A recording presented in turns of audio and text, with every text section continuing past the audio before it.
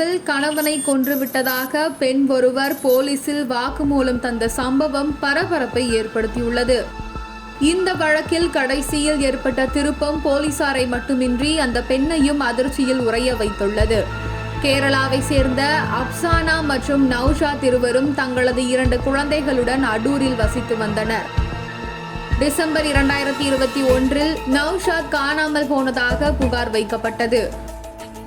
1 மாத காலமாக கணவரை காணவில்லை என்று அந்த பெண் கூறியதை அடுத்து அவரது உறவினர்கள் நௌஷாத் காணவில்லை என்று போலீசில் புகார் அளித்தனர். இந்த விவகாரம் தொடர்பாக அடிக்கடி போலீசாரை சந்தித்து அந்த பெண் உதவி கேட்பதுண்டு.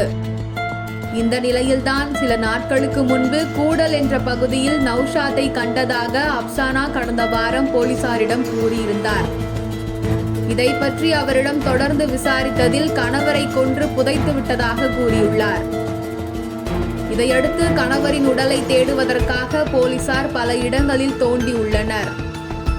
அந்த பெண்ணின் வீடு, வீட்டின் பின்புறம் என்று பல இடங்களில் தேடியுள்ளனர். தனது வீட்டின் உள்ளேதான் உடல் புதைக்கப்பட்டுள்ளது என்ற அந்த பெண் கூறியதால் அங்கேயும் தேடியுள்ளனர். ஆனால் உடல் எங்கும் கிடைக்கவில்லை. அப்சானாவிடம் இருந்து கூடுதல் தகவல்களை பெற போலீசார் முயன்றபோதுதான் அந்த தகவல் போலீசாருக்கு கிடைத்துள்ளது. அதன்படி இன்று காலை தொடுபுழாவில் கூலி தொழிலாளியாக நௌஷாத் பணிபுரிவதாக போலீசாருக்கு தகவல் கிடைத்துள்ளது. நௌஷாத் நண்பர்கள் போன் செய்து நௌஷாத் தங்களுடன் வேலை பார்ப்பதாக போலீசாரிடம் தெரிவித்துள்ளனர். அந்த பெண் குறித்த செய்தியை செய்திகளில் படித்ததாகவும் அதில் நௌஷாத்தை அடையாளம் கண்டுகொண்டதாகவும் தெரிவித்துள்ளனர். அவர் எங்களுடன் வசிக்கும் போது அவரின் மனைவி ஏன் அவரை கொன்றதாக வாக்குமூலம் கொடுத்தார் என்று குழப்பம் ஏற்பட்டுள்ளது. இதனால் குழப்பமடைந்து நௌஷாத் நண்பர்கள் போலீசாருக்கு தகவல் கொடுத்துள்ளனர். இதையடுத்து போலீசார் நௌஷாத்தை கண்டுபிடித்து அவரிடம் விசாரணை செய்துள்ளனர். அவரிடம் செய்யப்பட்ட விசாரணையில் சில ஆண்களுடன் சேர்ந்து கொண்டு அப்சானா தன்னை தாக்கியதாக நௌஷாத் வாக்குமூலம் கொடுத்துள்ளார்.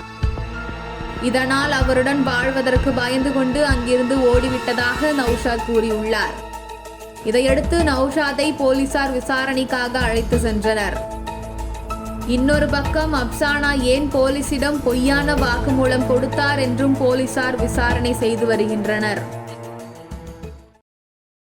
மேலும் இந்த மாதிரியான செய்திகளை உடனுக்குடன் தெரிந்து கொள்ள சிகப்பு நாடா யூடியூப் சேனலை சப்ஸ்கிரைப் பண்ணிக்கோங்க.